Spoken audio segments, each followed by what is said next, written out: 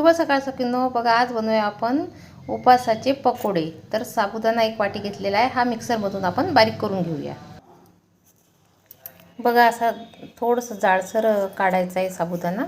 आता आपण हा एक 5 मिनिट भिजू द्यायचा, थोडं पाणी टाकून. फार वेळ नाही भिजू द्यायचा. थोडंसं पाणी टाकायचं, थोडं थोडं, फार नाही टाकायचं आहे. आपलं हे पीठ भिजेल एवढं. बघा असं थोडं घट्टच भिजवलेलं आहे. 5 मिनिट असंच राहू द्यायचं आहे. एक मोठा बटाटा जाडसर किसून घेतलेला आहे आणि 1-2 हिरवी मिरची टाकली आपण बारीक कापून. आणि आता आपला साबुदाणा 5 मिनिट झाले भिजून. आता हा पण घेऊया पूर्ण.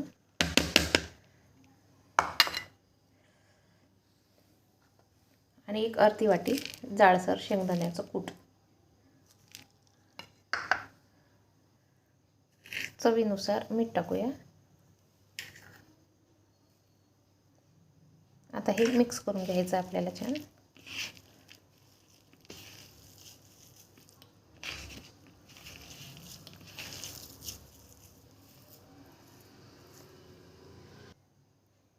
थोडं कोरडं झालेलं आहे, तर मी किंचित पाणी टाकत आहे त्याच्यावरती, कारण आपला साबुदाणा कोरडा होता, फार पाणी नव्हतं त्यामध्ये.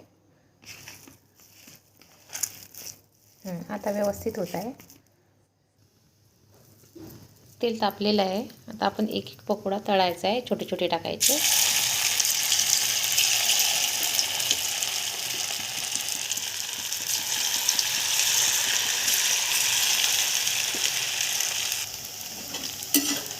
मीडियम गॅसवर छान कुरकुरीत होऊ द्यायचे आहे.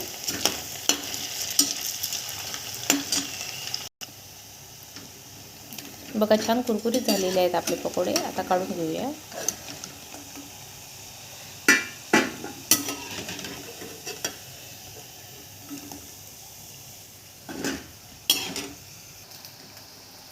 बघा आपले झटपट होणारे उपवासाचे पकोडे तयार आहेत. एखाद्या वेळेस कसं आपण साबुदाणा भिजायला टाकायला लक्ष नसलं तर हे 5 मिनिटात होणारे पकोडे आहे.